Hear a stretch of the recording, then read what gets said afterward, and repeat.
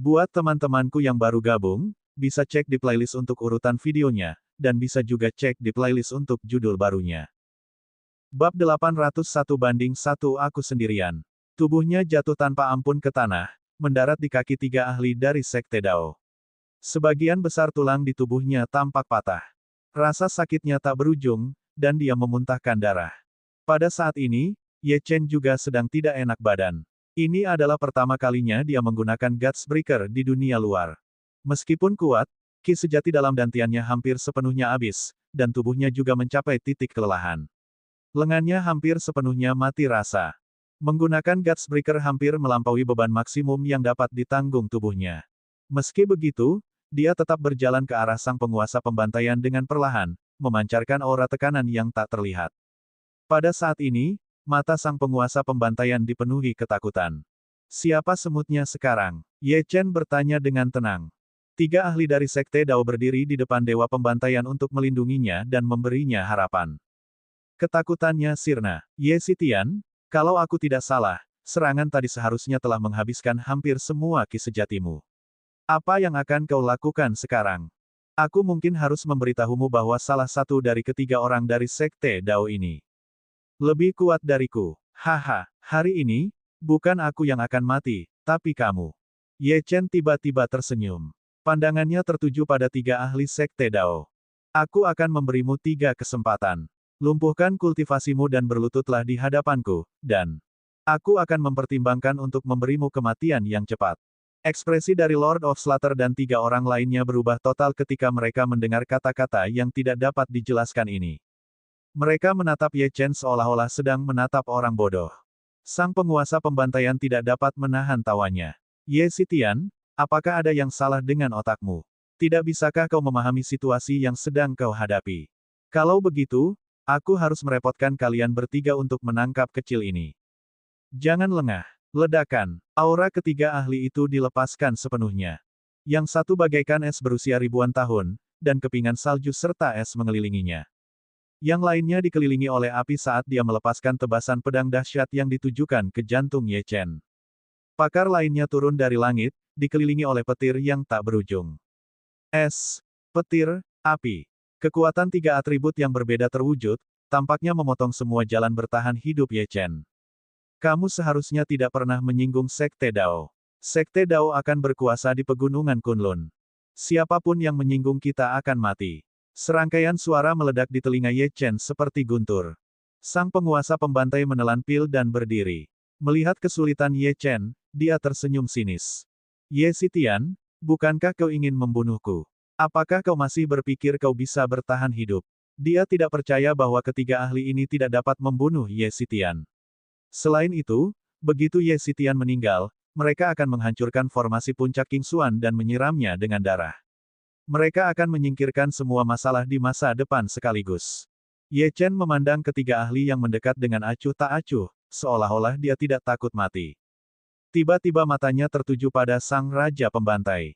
Tentu saja aku akan membunuhmu, dan mereka juga. Namun, apakah kamu tidak penasaran mengapa? Aku berani datang sendiri. Karena kamu akan segera meninggal, sebaiknya aku memberitahumu sebuah rahasia. Aku tidak sendirian. Moning, aku serahkan sisanya padamu. Bunuh ketiga orang ini dan aku akan menyetujui syaratmu. Begitu dia selesai bicara, segalanya menjadi sunyi. Mata Lord of Slaughter membesar saat dia melihat sekeliling yang kosong. Namun, dia sama sekali tidak mempercayai Ye Chen. Bagaimana mungkin seseorang bisa menyelinap ke dalam formasi mereka tanpa mereka sadari? Lalu, tepat saat ketiga serangan unsur itu hendak melahap Ye Chen, sesosok merah menyala muncul dari udara tipis. Itu adalah seorang wanita cantik, yang melayang di udara seolah-olah dia turun dari surga. Ujung kakinya digantung pada sebilah pedang, dan tatapan matanya yang dingin menyapu semua orang tanpa emosi. Pemandangan ini mengejutkan semua orang. Keterkejutan muncul di mata kosong ketiga ahli Sekte Dao untuk pertama kalinya, dan ekspresi penguasa pembantaian membeku. Seseorang benar-benar datang. Terlebih lagi, mereka semua bisa merasakan betapa mengerikannya wanita berjubah merah ini. Ketiga ahli itu kemudian sadar kembali dan akhirnya bereaksi, mengganti target mereka. Wanita ini jauh lebih berbahaya daripada Ye Xitian. Tanpa ragu, es yang tak terhitung jumlahnya tiba-tiba terbentuk di bawah tanah, yang kemudian melesat ke udara menuju Moning. Pada saat yang sama, api yang seperti binatang buas purba mengelilinginya, dan kilatan petir yang tak terhitung jumlahnya menyambarnya dari langit. Moning melirik serangan yang datang dan mencibir, "Beranikah kau mempermalukan dirimu di hadapanku dengan teknik murahan seperti itu? Namun, karena kau di sini, aku akan membiarkanmu merasakan kekuatan zaman kuno." Suara dingin Moning bergema bagai guntur. Dengan lambaian tangannya yang lembut, es berusia 1000 tahun itu mencair, dan penghalang yang menahan Ye Chen pun lenyap. Pada saat yang sama, tanah bergetar hebat dan terasa seolah-olah akan runtuh kapan saja. Es yang tak terhitung jumlahnya, petir, dan bahkan api yang menyapu ke arah Moning tampaknya telah berhenti sepenuhnya. Bahkan, seluruh dunia seakan berhenti. Penguasa pembantaian dan 3 ahli sekte Dao lainnya benar-benar tercengang. Teknik macam apa ini? Ini belum pernah terdengar sebelumnya. Apakah kamu terkejut? Moning bertanya dengan acuh tak acuh. Yang lebih mengejutkan lagi belum datang. Laut pedang es. Ketika Moning selesai berbicara, dunia mulai bergerak lagi. Langit menjadi gelap, berubah menjadi gumpalan hitam. Awalnya, itu tampak seperti fenomena aneh.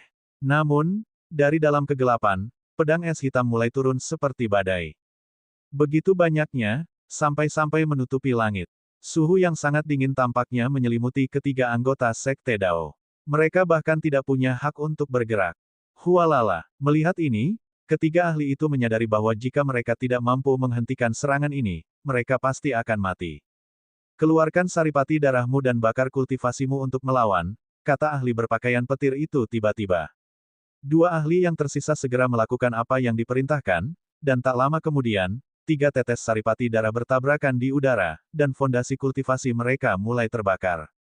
Wajah mereka pucat. Namun, penghalang berwarna merah darah tiba-tiba terbentuk, di mana terukir simbol-simbol kuno sekte Dao. Moning menatap pemandangan di depannya dan berkata dengan nada meremehkan, Apakah menurutmu itu cukup untuk menghentikanku? Hancurkan. Bab 802, siapa dia?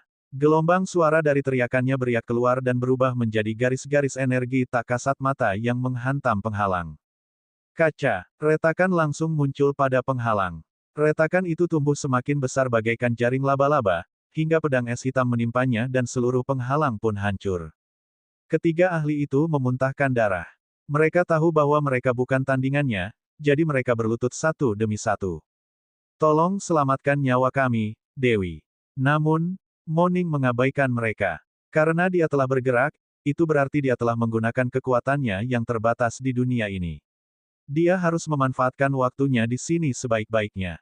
Terlebih lagi, ketiga orang ini merupakan ancaman bagi penguasa makam. Tidak peduli seberapa banyak mereka memohon, dia tidak akan berhenti. Ini adalah prinsipnya. Dasar semut, kenapa kalian bicara omong kosong begitu? Mati saja. Dalam sekejap, lautan pedang es hitam melahap segalanya dan menggali lubang besar di tanah. Ketiga ahli itu tidak dapat menghindar, dan tubuh mereka tertusuk oleh badai pedang meskipun mereka telah berusaha sekuat tenaga untuk melawan. Saat badai pedang mereda, yang tersisa hanyalah es dan genangan darah di tanah. Kualifikasi apa yang mereka miliki untuk mampu menahan amarah seorang ahli kuno yang perkasa? Tidak ada, hanya sang penguasa pembantaian yang masih hidup, tetapi ia telah terjatuh ke tanah karena lututnya yang gemetar tidak mampu lagi menopang tubuhnya. Dia tidak pernah menyangka akan ada ahli seperti itu di pegunungan Kunlun. Yang lebih penting, ahli ini berdiri di belakang Ye Xitian.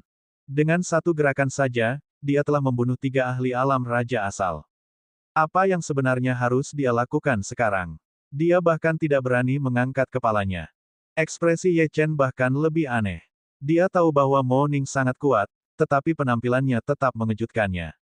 Bukankah dia mengatakan bahwa ketiga orang ini sangat sulit untuk dihadapi? Dia pada dasarnya langsung membunuh mereka. Mo Ning merasakan keterkejutan Ye Chen. Dia perlahan turun dan berdiri di samping Ye Chen. Aku tahu kenapa kau terkejut. Kekuatan yang kulepaskan tadi memang sangat kuat, tetapi dengan energi di tubuhku, aku hanya bisa melepaskannya sekali lagi. Selain itu, aku menggunakan sebagian kekuatan teknik jahat kuno mereka untuk melawan mereka. Sayangnya, pemimpin sekte Dao Sekte tidak ada di sini. Kalau tidak, aku pasti sudah membunuhnya untuk menyelesaikan kesulitanmu saat ini. Sayang sekali kelebihan kekuatan ini akan segera hilang. Sungguh sia-sia. Mendengar ini, Ye Chen mengamati sekelilingnya dan menyadari bahwa penghalang teknik jahat kuno telah sepenuhnya menghilang.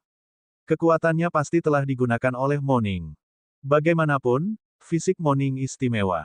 Sebagai pemilik salah satu dari 10 fisik malapetaka besar, fisik 1000 dingin ekstrim, dia dapat menyerap dan menggunakan sebagian kekuatan orang lain untuk dirinya sendiri. Tuan Makam, masih ada satu sampah lagi. Apakah Anda ingin saya menanganinya? Tanya Moning. Saat itulah Ye Chen mengalihkan perhatiannya ke Dewa Pembantaian. Dia berjalan mendekat, dan segera tiba di depan Dewa Pembantaian. Ketika penguasa pembantaian melihat Ye Chen, dia tidak lagi peduli dengan harga dirinya. Dia buru-buru bersujud dan berkata, "Tuanku, semua ini terjadi karena ketua sekte Dao mengancamku. Aku sama sekali tidak ingin menyerangmu. Kekuatanku tidak buruk, dan aku bersedia melakukan apapun untukmu. Aku bahkan dapat melindungi orang-orang di sekitarmu, Tuanku. Tolong beri aku kesempatan. Jika Moning tidak ada di dekatku, apakah kamu akan memberiku kesempatan?" Ye Chen tersenyum dan menjawab. "Ya, tentu saja," sang penguasa pembantai berbohong dengan suara gemetar. Ye Chen mendengus dan melanjutkan, "Aku akan memberimu kesempatan. Ceritakan semua yang kau ketahui tentang Sekte Dao." "Baik, Tuanku. Aku akan menceritakan semuanya. Pemimpin Sekte Dao Sekte saat ini sedang terluka dan kekuatannya telah menurun drastis. Ini juga alasan mengapa dia tidak mengambil tindakan sendiri.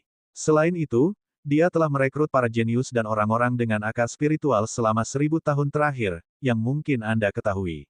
Namun, ini sepenuhnya demi memurnikan boneka. Ketiga ahli Dao Sekte itu adalah kelompok pertama. Tiba-tiba, sebelum sang raja pembantai selesai berbicara, sebuah segel muncul di antara kedua alisnya. Pada saat yang sama, auranya menjadi kacau, dan tubuhnya tumbuh semakin besar.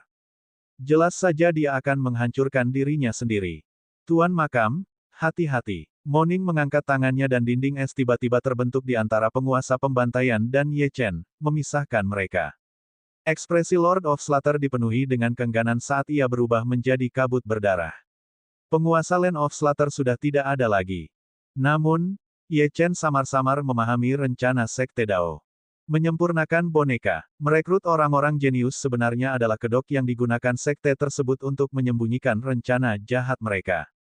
Dia tidak tahu berapa banyak lagi ahli yang dimiliki Sekte Dao, tetapi dari kata-kata yang diucapkan Master Pembunuh sebelum kematiannya, dia tahu bahwa ketiganya hanyalah bagian dari kelompok pertama. Pasti masih banyak lagi. Terlebih lagi, pemimpin Sekte Dao Sekte telah merencanakan ini selama 1000 tahun. Tidak seorang pun tahu kapan dia akan menyerang, atau apa tujuannya. Di aula utama Sekte Dao, Master Sekte Dao duduk bersila di atas sepotong batu giok hijau dan terus-menerus menyerap energi di dalamnya. Ada sedikit rasa sakit di wajahnya, karena serangan balasan dari hancurnya segel jahat kuno yang telah melukainya dengan serius. Dia harus memulihkan kekuatannya sesegera mungkin. Akan tetapi, tidak butuh waktu lama sebelum ancaman tersembunyi itu teratasi. Puncak King Xuan tidak akan mampu menjaga Ye Xitian dan Duan Huaiyan tetap aman. Bagaimanapun, orang-orang yang ingin dibunuhnya tidak pernah selamat. Terlebih lagi, dia juga telah menggunakan kartu trufnya, jadi dia yakin bahwa rencananya tidak akan gagal. Cepat atau lambat, Sekte Dao akan menjadi sekte nomor 1 di Pegunungan Kunlun. Pada saat itu, dia akan menjadi penguasa Pegunungan Kunlun, dan semua orang harus tunduk padanya. Ketika setengah dari kekuatan giok hijau diserap, getaran kuat berdesir di udara, dan ki sejati dalam dantian Master Sekte menjadi kacau. Matanya yang tertutup rapat tiba-tiba terbuka, dan pupil matanya dipenuhi rasa terkejut dan marah. Keempat orang yang dikirimnya musnah total. Bagaimana ini mungkin? Mereka seharusnya belum terekspos, dan mereka juga belum menyerang puncak King Xuan. Bagaimana sesuatu bisa terjadi pada saat ini? Apakah mereka telah ditemukan? Ahli mana lagi di puncak King Xuan yang bisa membunuh 4 ahli alam raja asal dalam kurun waktu sesingkat itu? Kemarahan yang tak berbentuk memenuhi hatinya. Siapakah orang yang diam-diam mengganggu rencanaku? Siapa ini? Raungan mengerikan bergema di aula. Giok tempat dia duduk hancur, menyebabkan seluruh aula berguncang. Dia berdiri, matanya yang merah menatap ke satu arah. Tanpa ragu, dia meludahkan seteguk saripati darah, dan jari-jarinya dengan cepat membentuk segel. Segera, darah yang dia keluarkan berubah menjadi kabut hitam. Kau memaksaku melakukan ini. Hari ini, Aku tidak akan ragu menggunakan esensi darahku untuk mencari tahu siapa dalang semua ini. Pemandangan berubah. Ye Chen dan Mo Ning baru saja akan pergi ketika Mo Ning menyadari sesuatu. Dia menghentikan langkahnya dan melihat ke arah di mana penguasa pembantaian telah tewas. Tuan Makam, ada masalah. Ye Chen mengikuti tatapan Mo Ning. Dia menemukan kabut darah yang pernah menjadi tubuh penguasa pembantaian benar-benar bergerak. Ia melayang di udara, warnanya berubah terus-menerus, menjadi semakin gelap. Kabut hitam tiba-tiba terbentuk. Bab 803, Jimat Penekan Kejahatan Kuno. Kabut hitam mengembun menjadi sosok seorang lelaki tua yang mengenakan jubah Tao. Master Sekte Dao, Tuan Makam, ada aura teknik jahat kuno yang berasal dari kabut hitam. Orang itu mungkin menggunakannya untuk muncul di sini. Jika ini terjadi di zaman kuno, mereka akan dapat turun langsung dan menghancurkan musuh-musuh mereka. Namun, auranya tidak sekuat itu, jadi tidak perlu khawatir. Sosok yang dibentuk oleh kabut hitam itu menatap Ye Chen dengan tatapan membara. Ye Xitian, itu benar-benar kamu. Kau benar-benar berani membunuh anggota Sekte Daoku. Apa kau benar-benar berpikir aku tidak akan berani menyentuhmu? Ye Chen mengangkat bahu. Dengan Mo Ning di dekatnya, dia tidak takut. Pemimpin Sekte Dao Sekte, ya, aku bahkan belum menyelesaikan masalah denganmu, tapi kau sudah datang ke depan pintu rumahku. Dulu, kamu melanggar aturan dan menyegel Dantian Duan Huai'an. Sekarang, kamu berani menyentuh puncak King Xuan. Apakah kamu tahu harga yang harus kamu bayar? Kabut hitam bergulir ke depan dan aura pembunuh yang dingin menyebar. Ye Xitian, apa hubunganmu dengan Duan Huai'an? Mengapa kamu melindunginya? Dengan kekuatanmu, daripada membantu seonggok sampah, kau harus fokus pada kultivasi untuk mencapai tingkat kehidupan yang lebih tinggi. Kamu membuang-buang waktu kultivasimu. Jika kamu bersumpah tidak akan ikut campur dalam perseteruan antara aku dan Duan Huai'an, maka mulai hari ini hutang kita akan dihapuskan. Mulai sekarang, kau dan aku akan menarik garis yang jelas dalam urusan kita, dan tidak ada satupun dari kita yang akan saling menyerang. Sosok dalam kabut hitam itu jelas takut pada Ye Xitian. Bagaimanapun, Ye Xitian adalah orang pertama yang berhasil menghancurkan teknik jahat kunonya dengan mudah. Oleh karena itu, ia hanya bisa berkompromi dengan keberadaan yang tidak diketahui ini. Kau tidak akan menyerangku lagi. Ye Chen bertanya dengan penuh minat. Itu benar. Pada saat ini, Ye Chen tersenyum. Bahkan jika Sekte Daomu tidak menyerangku, aku akan menyerangmu. Siapa yang peduli dengan perdamaian? Saya sarankan kamu menghirup udara segar di luar beberapa kali lagi. Tidak lama lagi aku akan mengunjungi Sekte Dao dan memenggal kepalamu. Kau, apa kau benar-benar berpikir aku tidak bisa melakukan apapun padamu? Sosok dalam kabut hitam itu sangat marah. Dia meraung saat energi iblis yang bergulung-gulung itu menyapu ke arah Ye Chen. Meskipun dia tidak bisa membunuh Ye Xitian, setidaknya dia bisa memengaruhi hati daunnya. Melihat kabut hitam itu hendak menyentuh Ye Chen, Mo Ning berdiri di depan Ye Chen dan berkata dingin kepada ketua sekte, beraninya kau. Apa kau benar-benar berpikir kau bisa melakukan apapun yang kau inginkan saat aku ada? Jari-jari Mo Ning membentuk segel, dan cahaya keemasan yang menyilaukan langsung meletus dari ujung jarinya. Cahaya keemasan itu mengandung karakter-karakter kuno, dan secara bertahap mengembun membentuk sebuah rune pada sebuah jimat, yang kemudian turun dari langit ke kabut hitam. Ketika ketua sekte memperhatikan jimat itu, dia akhirnya memperhatikan wanita berjubah merah di samping Ye Chen. Ini adalah jimat penekan kejahatan kuno. Bukankah ini sudah hilang selamanya? Siapa sebenarnya kamu? Nada bicara ketua sekte itu dipenuhi ketakutan dan kengerian. Jimat penekan kejahatan kuno adalah musuh bebuyutan dalam jalur kultivasinya. Jimat itu telah hilang selama ribuan tahun sehingga ia yakin warisan jimat itu telah hilang selamanya. Namun, pada saat ini, ia muncul lagi di tangan wanita muda ini. Mo Ning mendengus dingin. Dia mengulurkan jarinya dan menekannya dengan ringan, menyebabkan jimat penekan kejahatan kuno menghantam kabut hitam. Kabut hitam pun menghilang, dan jeritan kesakitan pun terdengar bergema di seluruh langit malam.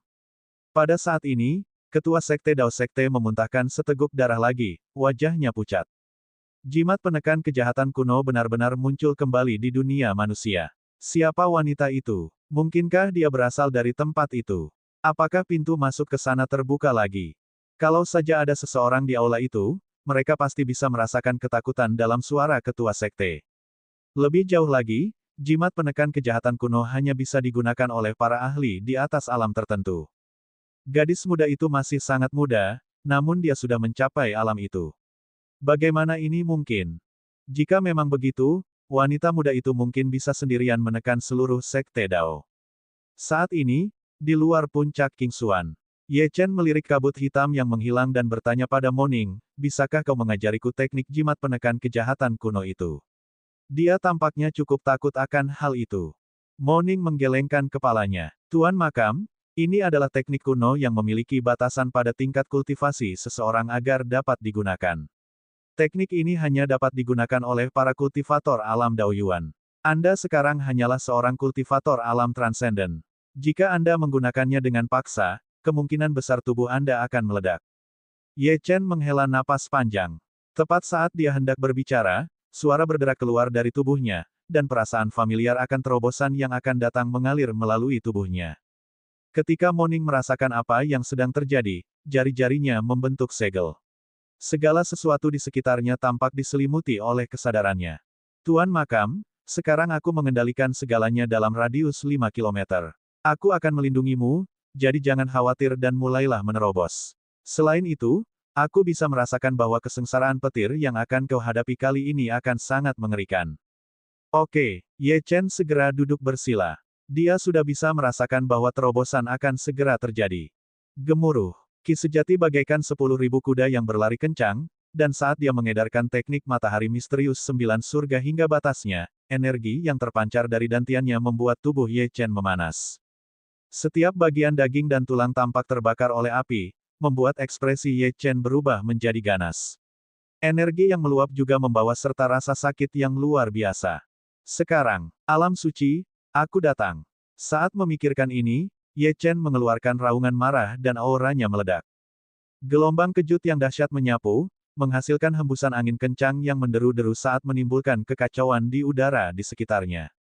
Pakaian Ye Chen berkibar di tengah angin kencang. Dia sekarang menjadi pusat badai. Energi tak terbatas mengalir ke dalam dantiannya, dan suara ombak yang menghantam dapat terdengar. Seluruh dantiannya tampak akan meledak karena dampak energi yang kuat itu. Mata Moning dipenuhi dengan emosi yang rumit saat dia melihat ini. Tuan Makam, karena semua orang mengira kau adalah harapan kami untuk mengubah nasib kami, aku akan memberimu sedikit kekuatanku. Apakah tubuh utamaku bisa bebas atau tidak, itu tergantung padamu. Moning mengarahkan jarinya ke Ye Chen, dan jejak energi merah mengalir ke tubuh Ye Chen. Ini akan membantunya untuk senantiasa melindungi pikirannya guna mencegah terjadinya kecelakaan. Pada saat ini, Ye Chen berhasil menembus alam suci tanpa halangan apapun. Namun, malapetaka petir kini telah muncul di langit. Moning merasakan datangnya malapetaka petir, dan secercah keseriusan melintas di matanya. Dia tahu betul bahwa ancaman terbesar bagi kepala makam adalah kepala Sekte Dao.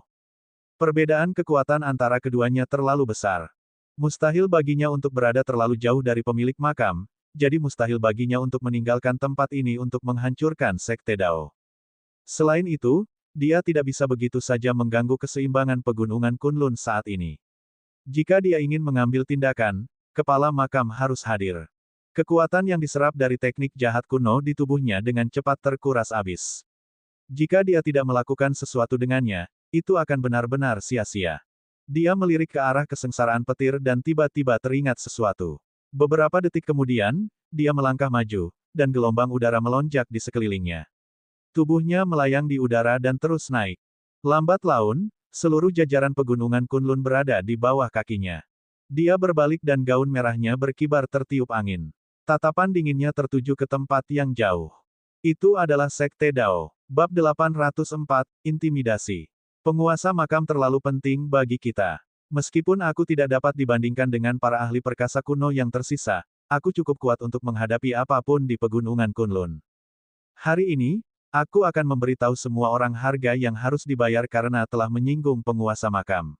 Suara acuh tak acuh Moning terdengar saat dia menggumamkan hal ini pada dirinya sendiri. Dia melayang di udara, memejamkan mata, dan melepaskan indera spiritualnya, yang meliputi hampir seluruh pegunungan Kunlun. Fisik 1000 dingin ekstremnya juga dilepaskan. Pegunungan Kunlun yang awalnya sangat panas, malah mulai turun salju dan suhu pun berangsur-angsur turun. Semua orang di pegunungan Kunlun tahu ada yang tidak beres.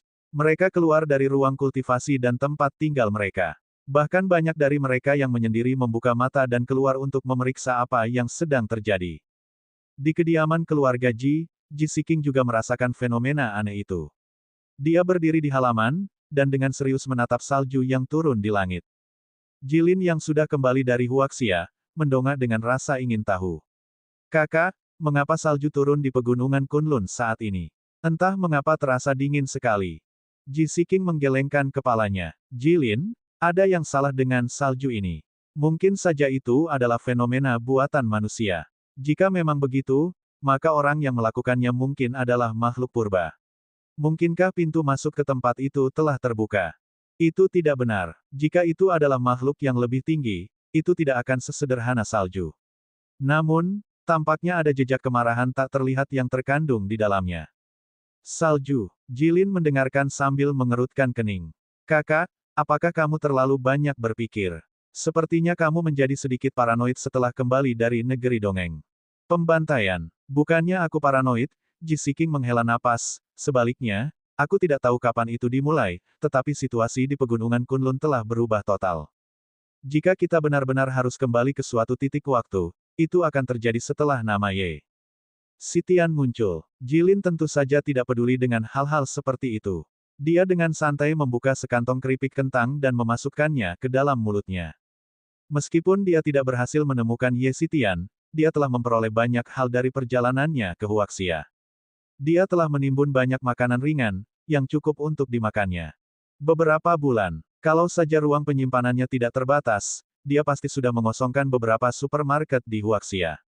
Ji Siking melirik Jilin yang tampak riang dan bertanya dengan santai, ngomong-ngomong, kamu belum melaporkan hasil perjalananmu ke Huaxia kepadaku. Apakah tidak ada seorang pun di Huaxia yang tahu tentang Ye Sitian? Secara logika, pertama kali dia muncul adalah di Huaxia, jadi pasti ada yang tahu sesuatu. Jilin menggelengkan kepalanya. Tiba-tiba, dia teringat sesuatu dan matanya berbinar. Kakak, meskipun tidak ada berita tentang Ye Sitian, berita tentang Ye Chen ada di mana-mana di Huaxia. Kakak, kamu harus mengakui bahwa kita benar-benar meremehkan Ye Chen. Dalam waktu kurang dari setahun, dia telah mencapai begitu banyak prestasi hebat. Dia bahkan menjadikan keluarga Ye sebagai keluarga papan atas, dan disebut sebagai dewa perang yang tak terkalahkan oleh banyak ahli bela diri. Cek cek cek. Biarkan aku memberitahu Anda. Jilin meletakkan keripik kentangnya dan menggosok kedua tangannya. Dia mulai menceritakan semua yang terjadi di Huaxia kepada adiknya tentang Ye Chen. Bahkan setelah dia selesai berbicara, Ji Siking tetap tidak tergerak. Kakak, apakah kamu tidak tertarik pada anak itu? Jilin mengangkat kepalanya dengan rasa ingin tahu dan bertanya, mengapa kamu tidak bereaksi sama sekali? Ji Siking menatapnya dan berkata, memangnya kenapa kalau Ye Chen adalah ahli top di Huaxia? Perbedaan antara pegunungan Kunlun dan Huaxia bagaikan langit dan bumi. Aku optimis dengan potensi Ye Chen, tetapi semuanya dibangun atas dasar bahwa dia tidak akan mati sebelum waktunya. Namun, orang ini dengan gegabah memutuskan untuk mengatur pertarungan hidup mati dengan nenek Hua dari Sekte Qian Phoenix dalam beberapa hari. Bukankah dia sedang mencari kematian? Biarlah. Aku sudah melakukan yang terbaik. Apakah dia bisa hidup atau tidak tergantung pada keberuntungannya sendiri. Mendengar ini, mulut Jilin terbuka lebar. Dia tahu seberapa kuat nenek Hua dari Sekte Phoenix Biru. Bagaimanapun, dia adalah tetua dari sekte besar. Ye Chen ingin menantangnya. Apakah dia gila? Sekalipun dia mengetahui formasi dan meningkat dengan cepat, dia seharusnya tidak melakukan hal ini. Jelas sekali dia sedang memukul batu dengan telur. Tepat saat dia hendak mengatakan sesuatu, sebuah sosok merah menyala tiba-tiba muncul di langit. Sosok bayangan itu melayang di atas kepala semua orang dan tampak seperti seorang dewi yang turun. Kakak, lihat, sosok di langit itu, bagaimana mungkin? Ji Siking tentu saja juga melihat wanita berjubah merah melayang di langit, dan sebenarnya merasa agak tidak berarti jika dibandingkan. Seperti yang diharapkan, salju aneh ini ada hubungannya dengan seorang ahli yang hebat, aku heran mengapa dia turun ke sini. Pada saat ini, aura Moning mencapai ketinggian yang tak terhitung. Jari-jarinya yang ramping membentuk segel, dan dunia tampak hening. Tiba-tiba, tatapannya yang sedingin es melesat ke arah Sekte Dao. Dia membuka mulutnya, dan kekuatan yang diserapnya dari teknik jahat kuno dan ki sejati dalam dantiannya menyatu. Kalian semua semut di pegunungan Kunlun, dengarkan baik-baik. Hari ini, 1000 gadis mistis dingin ekstrim telah turun ke dunia dan menerima Ye Xitian sebagai murid terakhirnya. Namun, pegunungan Kunlun begitu gegabah dan berani menyinggung murid kesayanganku. Aku sangat marah, dan seharusnya aku membasmi sekte yang menyinggung itu, tetapi aku tidak ingin merusak pelatihan muridku. Oleh karena itu, dengan ini aku beritahukan kepada kalian semut-semut, jika kalian ingin menantang muridku, kalian hanya dapat menantangnya secara terbuka. Jika sekte Dao atau sekte lain berani menyerang murid-muridku secara diam-diam, aku pasti akan meratakan seluruh pegunungan Kunlun. Aku tidak akan beristirahat sampai semua orang musnah. Kata-katanya yang dingin bergema seperti guntur di seluruh pegunungan Kunlun. Setiap kultivator di bawah alam Dao Yuan dapat mendengarnya, sampai-sampai memekakkan telinga. Namun, ini bukanlah akhir. Moning membuka tangannya dan pedang es raksasa tiba-tiba terbentuk di udara. Gemuruh. Disertai suara guntur, pedang es raksasa itu tiba-tiba jatuh dengan cepat dari langit. Percikan api yang kuat berputar-putar, dan itu seperti sebuah meteorit yang jatuh ke tanah dari luar angkasa. Wah, pedang es itu menghantam dataran luas di pegunungan Kunlun. Tanah retak ke segala arah, dan tanaman yang tak terhitung jumlahnya layu dan kehilangan vitalitasnya. Seluruh pegunungan Kunlun bergetar untuk waktu yang lama. Ini adalah pencegahan dari seorang ahli perkasa kuno. Moning tahu betul bahwa dia tidak akan mampu melenyapkan sekte Dao dengan waktu yang tersisa di dunia luar ini, tetapi setidaknya dia bisa menggunakan metode ini untuk mengintimidasi seluruh pegunungan Kunlun. Jika sekte Dao ingin menyerang Ye Chen, mereka harus mempertimbangkan konsekuensi jika membuatnya marah. Terlebih lagi, karena dia telah menyerukan sekte Dao di depan semua orang di pegunungan Kunlun, akan ada banyak ahli yang secara diam-diam akan mulai membatasi sekte Dao untuk menghindari skenario terburuk. Tentu saja ini bukan solusi jangka panjang. Begitu Ye Chen memiliki cukup kekuatan untuk secara pribadi memusnahkan sekte Dao, semuanya akhirnya akan mencapai resolusi yang tepat dan final. Sosok itu menghilang, dan salju pun menghilang bersamanya. Tubuh Moning perlahan turun dan mendarat di samping Ye Chen. Wajahnya pucat dan tubuhnya jauh lebih lemah. Ini adalah yang terbaik yang bisa dia lakukan untuk Ye Chen. Setidaknya, itu akan memberi Ye Chen cukup waktu untuk tumbuh. Mungkin ketika Ye Chen mencapai tingkat kekuatan itu, dia akan memenuhi syarat untuk memahami kebenaran di balik makam samsara. Bab 805, Perubahan Mendadak. Setengah jam kemudian, para ahli yang tak terhitung jumlahnya dari pegunungan Kunlun dan para master sekte dari berbagai sekte berkumpul di tempat pedang es besar itu mendarat. Tidak seorang pun yang menyangka bahwa seorang ahli tingkat ini akan turun ke pegunungan Kunlun dan mengucapkan kata-kata yang mengancam seperti itu. Dia bahkan memanggil sekte Dao. Mereka juga tidak menyangka bahwa Ye Xitian telah diterima sebagai murid oleh ahli yang begitu hebat. Dengan ahli yang begitu hebat di belakangnya, siapa yang berani menyentuh Ye Xitian? Sebagian besar orang yang hadir tahu betul bahwa sekte Dao kemungkinan besar akan hancur, dan sekte tersebut kemungkinan akan menjadi daerah terpencil di pegunungan Kunlun. Satu kalimat dari ahli kuno yang perkasa itu akan cukup untuk mengubah status sekte Dao di pegunungan Kunlun selamanya. Segera, sekte jalan sejati tidak akan memiliki sekutu, dan kemungkinan akan terus diawasi oleh banyak ahli. Lagi pula, jika sekte Dao menyerang Ye Xitian secara diam-diam, seluruh pegunungan Kunlun harus membayar harganya. Beberapa menit kemudian, Ji Siqing dan Ji Lin juga bergegas mendekat. Mereka berdua telah menyaksikan pedang es sepanjang 10.000 meter itu turun dari langit, dan keterkejutan di hati mereka tidak bisa lebih besar lagi.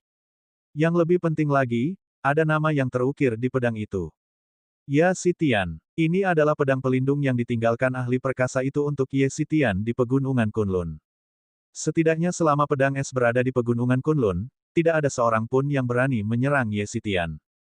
Kamu Xitian. Ji Siqing mengepalkan jari-jarinya yang ramping, dan suara retakan pada persendiannya pun bisa terdengar.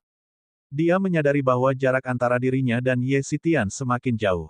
Awalnya dia ingin menjadikan orang ini sebagai target kultivasinya, tetapi sekarang tampaknya kesenjangan di antara mereka seperti jurang. Namun, hal itu tidak membuatnya patah semangat. Sebaliknya, hal itu justru membakar semangat juangnya.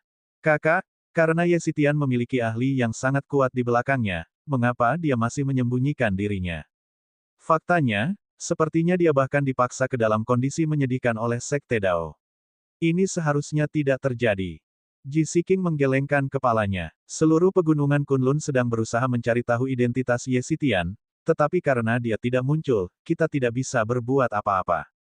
Kita hanya bisa menunggu sekarang. Orang ini punya pola yang unik. Dia akan muncul setiap setengah bulan sekali. Pikiran Jilin berputar saat dia bergumam, kalau begitu, bukankah dia akan muncul di kompetisi jenius selanjutnya? Ekspresi Ji Siking membeku, tetapi dia tidak mengatakan apapun lagi. Dia memang berharap begitu, tetapi mengapa Ye Xitian peduli dengan kompetisi ini? Panggungnya haruslah tempat yang lebih besar. Benar, saudari, jika Ye Xitian menjadi anggota keluarga Ji, apakah keluarga Ji tidak perlu khawatir tentang keselamatan mereka? Mengapa kamu tidak mengorbankan dirimu sendiri, saudari? Ye Xitian adalah kandidat yang sempurna, jauh lebih baik daripada Ye Chen. Jika kamu tidak bersedia, kita harus menunggu sampai aku berusia 18 tahun. Itu akan memakan waktu bertahun-tahun. Bagaimana jika orang lain yang mendapatkannya terlebih dahulu? Ji Siking terdiam mendengar ini. Pada saat ini, di aula utama Sekte Dao, ratusan pengikut berdiri di luar pintu, tampak gugup. Mereka bergabung dengan Sekte Jalan Sejati karena statusnya yang kuat di pegunungan Kunlun. Bahkan di antara teman-teman dan keluarga mereka sangat dihormati. Namun, Sekte Dao kini telah ditutup oleh satu kalimat dari ahli yang hebat itu. Semua orang mempertimbangkan untuk meninggalkan sekte tersebut. Bahkan beberapa tetua yang telah berada di Sekte Dao selama puluhan tahun pun ragu-ragu. Berderak. Pintunya tiba-tiba terbuka. Di luar benar-benar kacau. Master Sekte, Ye Xitian, dia. Begitu seorang murid mulai berbicara, tubuhnya berubah menjadi kabut berdarah. Tindakan pemimpin sekte itu kejam dan tegas.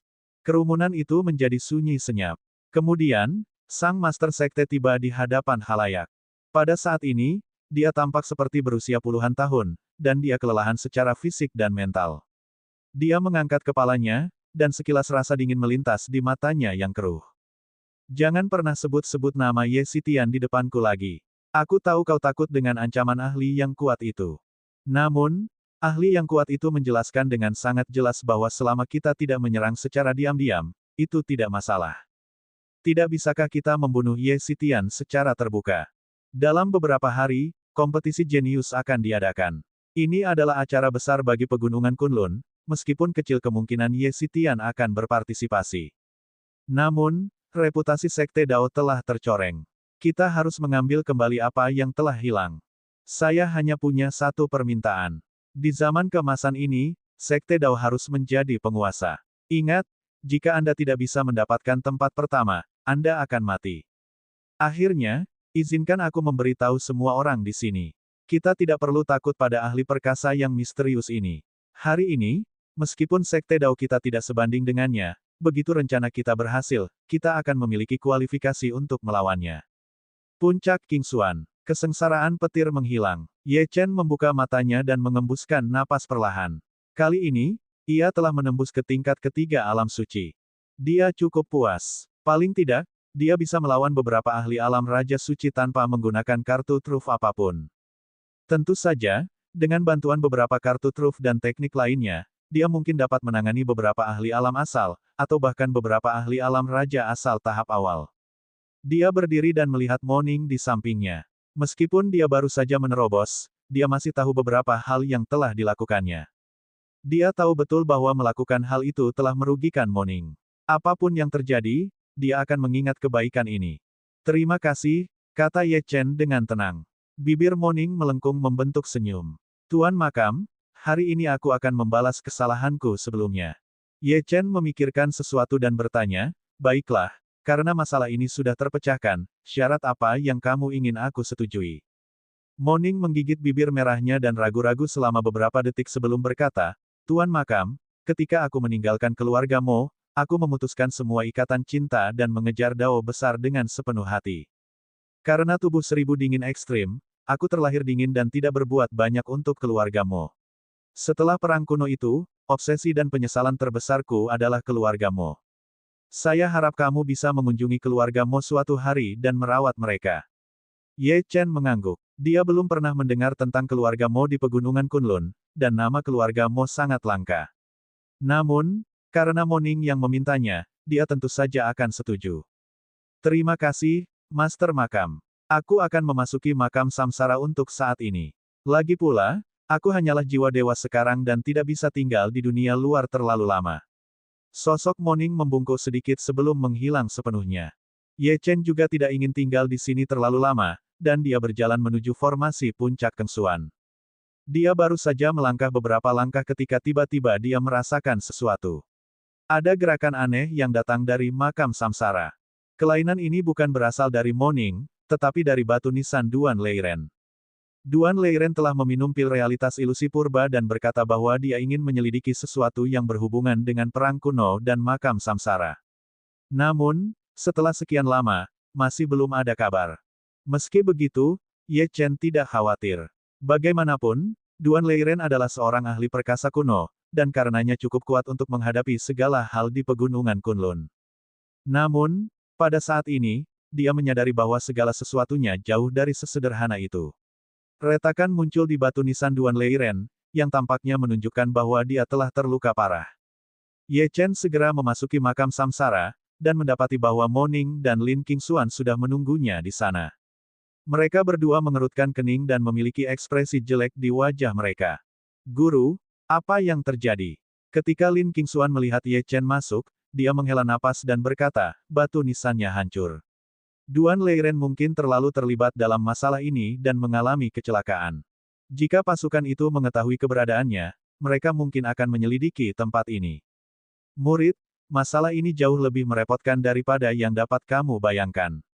Bab 806, Misi Penyelamatan. Segala sesuatunya menjadi sulit. Tuan, faksi yang mana itu? Ini adalah pertama kalinya Ye Chen menyaksikan sesuatu terjadi yang berhubungan dengan makam samsara dengan begitu jelas. Sebelumnya, para ahli hebat ini selalu merahasiakannya, seolah-olah ada beberapa hal yang tidak bisa diungkapkan, bahkan tidak bisa dibicarakan. Karena dia pemilik Samsara Graveyard, tentu saja dia harus menghadapi semuanya pada akhirnya. Terlebih lagi, Duan Leiren telah banyak membantunya. Meskipun itu hanya jiwa dewa miliknya, dia juga merupakan bagian dari makam samsara. Jika dia bisa membantu, dia pasti akan melakukannya. Terlebih lagi, nasib Duan Leiren sudah ditentukan olehnya. Jika sesuatu terjadi pada Duan Leiren, dia pasti akan berada dalam bahaya juga. Lin Qingxuan melirik Ye Chen dan ragu-ragu. Murid, ada beberapa hal yang secara alami akan kukatakan kepadamu ketika saatnya tiba. Jika kukatakan kepadamu sekarang, itu hanya akan memengaruhi hati daumu dan bahkan mungkin mengubah jalanmu sepenuhnya. Yang perlu kamu lakukan sekarang adalah berlatih dengan baik dan memperkuat diri. Tidak perlu memikirkan hal lain. Moning ingin menjelaskan, tetapi Lin Qingxuan menatapnya, dan dia menelan kata-katanya. Ye Chen tiba-tiba merasa sakit kepala. Ia menatap Lin Qingxuan dan berkata dengan serius, kalau begitu, guru, apakah saya harus mengabaikan situasi senior Duan Leiren? Lin Qingxuan menggelengkan kepalanya. Tentu saja kau harus melakukannya. Begitu sesuatu terjadi padanya, orang-orang itu kemungkinan besar akan mendeteksi keberadaanmu melalui beberapa cara. Awalnya aku berpikir bahwa kau tidak akan terlibat dengan orang-orang itu sebelum kau mencapai alam Daoyuan, tetapi sekarang tampaknya aku terlalu naif. Lin Qingxuan menghela napas pelan dan meletakkan tangannya di belakang punggungnya. Ekspresinya cukup serius. Kecelakaan Duan Leiren akan menjadi pemicu bagi mereka. Untungnya, Duan Leiren hanya terluka parah. Kalau tidak, seluruh batu nisan akan hancur. Kita tidak punya banyak waktu lagi. Kali ini, aku akan pergi sendiri. Murid, awalnya aku berencana untuk terus mengajarimu dao medis, tetapi sekarang tampaknya itu tidak mungkin. Aku harus menggunakan semua energiku yang tersisa. Dengan tubuh jasmaniku, aku mungkin bisa sedikit membantu Duan Leiren. Saat ini, yang terpenting adalah memastikan keberadaannya. Lin Qingxuan tidak ragu lagi. Dia duduk bersila, dan jari-jarinya yang tua terus-menerus membentuk segel. Dantiannya tampak bersinar dengan cahaya yang menyilaukan, sementara energi spiritual sucinya menyelimuti seluruh makam samsara. Hampir 100 batu nisan mulai bergetar hebat. Beberapa detik kemudian, mata Lin Qingxuan tiba-tiba terbuka.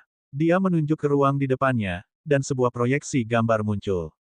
Proyeksi gambar tersebut menggambarkan tanah tandus dengan tembok-tembok yang rusak dan reruntuhan di mana-mana, seolah-olah telah dibaptis oleh api perang. Tanah di sana berlumuran darah.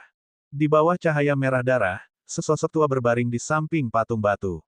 Lengkungan petir samar-samar dilepaskan dari tubuhnya. Dia tampak sangat lemah. Itu Duan Leiren. Selanjutnya, Ye Chen juga memperhatikan bahwa ada prasasti batu hitam yang telah terpotong oleh pedang di dinding yang rusak. Ada beberapa kata yang tertulis di batu prasasti itu. Sekte Zenlei. Aku ingin menerobos 9 siklus reinkarnasi. Aku bersumpah untuk bersaing dengan surga. Aku akan memutuskan hidup dan matiku sendiri, dan aku akan bebas menjelajahi dunia yang tak terhitung jumlahnya. Mengendalikan petir, berubah menjadi binatang suci. 1000 kesengsaraan, 100 masa hidup yang sulit, ketergesaan yang abadi, dalam sekejap mata. Tubuh petir, jiwa yang abadi, satu-satunya yang dapat mengguncang masa lalu dan menyinari masa kini, adalah aku, Duan Leiren dari Zenlei. Sekte. Inilah reruntuhan Sekte Duan Leiren sebelumnya. Lin Qingxuan melirik gambar itu dan menghela nafas. Dengan lambaian tangannya yang lembut, proyeksi gambar menghilang. Kemudian, dia menatap Ye Chen dan berkata dengan serius, jika aku tidak salah, penyelidikannya benar-benar terbongkar. Awalnya dia ingin melihat wilayah sekte itu, tetapi mungkin disergap oleh para ahli dari pasukan itu. Satu-satunya hal yang menguntungkan kita sekarang adalah bahwa tingkat kultivasi para ahli yang dikirim oleh pasukan itu tidak tinggi. Duan Leiren telah berurusan dengan semua orang. Namun, begitu pasukan itu menemukan kita, mereka pasti akan mengirim para ahli yang jauh lebih kuat ke sana. Pada saat itu, Duan Leiren akan benar-benar dalam bahaya. Saya tidak peduli dengan kematian Duan Leiren, tetapi sekarang sudah terlalu banyak hal yang belum terselesaikan. Saya harus menyelamatkannya sebelum para ahli itu muncul. Jika Duan Leiren dibawa pergi oleh orang-orang itu atau jatuh di bawah kendali mereka dengan teknik mereka, saya harus mencari cara untuk menghilangkan keberadaannya dari dunia ini untuk mencegah informasi bocor. Murid, aku harus segera pergi. Perjalanan ini akan memakan waktu setidaknya 3 hari. Suara Lin Qingxuan dipenuhi dengan urgensi. Jelas, masalah ini sangat serius. Pada saat ini, Moning berbicara, Senior Lin, menurutku ini tidak pantas. Kamu mungkin bisa menyelesaikan masalah ini, tetapi jangan lupa bahwa Ye Chen adalah penguasa makam samsara, dan dia memiliki tanggung jawab untuk melindunginya. Jika Ye Chen tidak bisa melindungi makam samsara, itu artinya dia tidak layak menjadi kepala makam. Lin Qingxuan tertegun, dan sedikit keraguan muncul di matanya. Mo Ning benar, dia ingin Ye Chen menangani masalah ini, tetapi jika itu benar-benar kekuatan itu, Ye Chen tidak akan dapat menghentikan mereka, dan bahkan mungkin akan mengungkap identitasnya. Ye Chen tampaknya menyadari keraguan di mata Lin Qingxuan dan segera berkata, Guru, apapun yang terjadi, ada beberapa hal yang harus saya hadapi. Anda mengatakan bahwa saya adalah orang yang dapat mengubah nasib semua orang. Karena harapan semua orang ada di pundak saya, jika saya mundur saat ini, bahkan saya akan merendahkan diri saya sendiri. Lalu, bagaimana saya bisa layak menjadi orang yang Anda semua harapkan dari saya? Aku tidak cukup bodoh untuk mengungkapkan identitas asliku kali ini. Identitas Ye Xitian sudah cukup. Jika ada bahaya dan aku tidak bisa mengatasinya, kamu bisa mengambil tindakan. Menguasai. Mata Ye Chen dipenuhi dengan tekad. Beberapa detik kemudian, Lin Qingxuan berkompromi. Baiklah. Namun, murid, kamu harus mendengarkan instruksiku selama proses berlangsung. Kamu tidak boleh bertindak seenaknya. Ya Tuan. Kemudian, Ye Chen mengucapkan selamat tinggal kepada orang tuanya, kepala keluarga puncak Qingxuan, dan yang lainnya. Meskipun orang tuanya agak enggan, mereka juga dapat melihat betapa pentingnya masalah ini bagi Ye Chen. Tidak ada yang bertanya banyak, dan hanya memberitahu Ye Chen untuk berhati-hati. Setelah itu, Ye Chen tiba di tempat kultivasi Duan Huai'an. Karena pintunya tertutup rapat, dia mencoba mengetuknya beberapa kali. Pada akhirnya, ketika dia melihat bahwa gurunya tidak menunjukkan tanda-tanda keluar dari pengasingan, dia bersiap untuk pergi. Tanpa diduga, setelah berjalan beberapa langkah, pintu terbuka dan Duan Huai'an keluar. Murid, karena kamu sudah di sini, masuklah. Duan Huai'an tersenyum. Pemulihan dantiannya membuatnya merasa seolah-olah telah terlahir kembali. Suasana hatinya sangat bahagia. Ye Chen berbalik. Dia bisa melihat dengan jelas aura gurunya telah menjadi jauh lebih stabil dan kuat, jauh berbeda dengan saat kultivasinya baru saja pulih. Apakah dia berhasil menerobos lagi? Murid, kamu datang di waktu yang tepat. Saat itu, dantianku lumpuh dan aku tidak bisa berlatih bela diri. Sekarang setelah aku pulih, saatnya aku mengajarimu sesuatu. Ketika Ye Chen mendengar ini, dia menangkupkan tangannya dan berkata, Tuan, saya di sini untuk mengucapkan selamat tinggal kepada Anda. Saya memiliki masalah mendesak yang harus segera ditangani dan mungkin harus pergi selama beberapa hari. Mata Duan Huai'an menyipit, dan dia bertanya dengan heran, kompetisi jenius pegunungan Kunlun akan diadakan dalam beberapa hari. Selain itu, kamu sudah setuju untuk bertarung dengan Nenek Hua dari Sekte Phoenix Biru. Apakah kamu yakin ingin pergi sekarang? Bab 807, Perangkap. Ye Chen mengangguk dengan tegas. Tuan, masalah ini sangat penting bagi saya. Setelah semuanya beres, saya akan segera mengikuti kompetisi jenius secepatnya. Apakah kamu ingin aku ikut denganmu? Tanya Duan Huai'an. Ye Chen menolaknya. Saya menghargai pemikiran Anda, Guru, tapi saya punya teman bersama saya. Seharusnya tidak ada. Ada bahaya apapun yang terlibat. Meskipun Duan Huai'an bingung, dia tidak bertanya lebih jauh, dan hanya memberi tahu Ye Chen, berhati-hatilah di sepanjang jalan. Setelah berpamitan dengan Duan Huai'an, Ye Chen meninggalkan puncak Qingxuan. Ia berencana untuk turun gunung untuk mendapatkan tunggangan, tetapi ia tidak menyangka akan disergap oleh bayangan hitam. Itu adalah Raja Harimau Hitam dari Tanah Pembantaian. Mata Ye Chen berbinar. Dia membelai bulu Raja Harimau Hitam dan bertanya, kecil. Black, apakah saudara perempuan Wen tiba dengan selamat? Raja Harimau Hitam mengangguk dan menundukkan kepalanya untuk menggosokkannya ke tubuh Ye Chen. Baiklah, kalau begitu, apakah kamu bersedia pergi ke tempat berbahaya bersamaku? Little Black meraung tanda setuju. Tubuhnya memancarkan cahaya merah, memperlihatkan niat membunuhnya. Ye Chen kemudian naik ke atas punggungnya, dan kaki belakang Little Black melesat maju dengan kuat saat ia melompat menjauh. Ye Chen bisa mendengar angin menderu, dan dengan cepat menyadari bahwa harimau hitam Raja telah menjadi jauh lebih cepat sejak terakhir kali dia melihatnya. Mungkinkah karena pil itu? Bagaimanapun, ini adalah hal yang baik. Jam 7 malam. Mereka masih berjarak 1000 meter dari reruntuhan Sekte Zenlei ketika Raja Harimau Hitam perlahan berhenti. Makhluk itu mengeluarkan suara gemuruh rendah, seolah memperingatkannya akan sesuatu. Mata Ye Chen menyipit saat dia melompat dari punggung Raja Harimau Hitam. Suara Lin Qingxuan terdengar di telinganya. Murid, ada formasi di depan, tetapi tidak ada jejak siapapun di sini saat ini. Meski begitu, kita masih harus hati-hati. Ye Chen melangkah maju, dan baru berhenti setelah mengambil 10 langkah. Dia mengenakan topeng Ye Xitian dan mengulurkan tangannya, menyentuh lapisan luar formasi. Itu sebenarnya formasi 1000 racun gila. Siapapun yang masuk tanpa izin akan diserang oleh 1000 racun, dan akan mati, atau lumpuh seumur hidup. Tanpa ragu, Ye Chen mengeluarkan setetes esensi darah, yang melesat ke dalam formasi. Saat bersentuhan dengan formasi, riak emas muncul. Pada saat yang sama, rune kehidupannya muncul, energi petir yang tak berujung menempel pada formasi itu, menciptakan suara mendesis dan berderak. Rune kehidupannya sangat istimewa, dan dapat melahap banyak hal. Dengan demikian, rune tersebut secara alami dapat menyerap ribuan racun yang digunakan dalam formasi 1000 racun gila.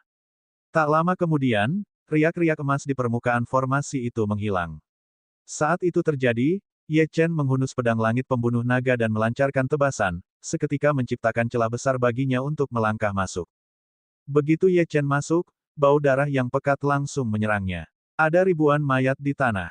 Dia tidak tahu apa yang Duan Leiren alami di sini, tetapi apa yang dia lihat sudah cukup membuktikan bahwa pertempuran besar telah terjadi di sini. Naga darah merasakan aura dan energi darah di tempat ini, dan segera keluar dari tubuhnya untuk menyerapnya, terbang ke atas formasi. Segera, energi darah yang tak terbatas mengalir ke dalam tubuhnya. Ye Chen mengabaikannya, dan malah melepaskan indera spiritualnya untuk mengamati sekelilingnya. Beberapa saat kemudian, dia menemukan sesuatu, dan dengan cepat berlari ke arah tertentu. Duan Leiren berada 100 meter di selatan. Hampir tidak ada lagi tenaga kehidupan yang tersisa dari tubuhnya, dan batu nisannya di makam samsara berangsur-angsur redup. Menguasai, Ye Chen menghampiri Duan Leiren dan membantunya berdiri. Saat ini, Duan Leiren.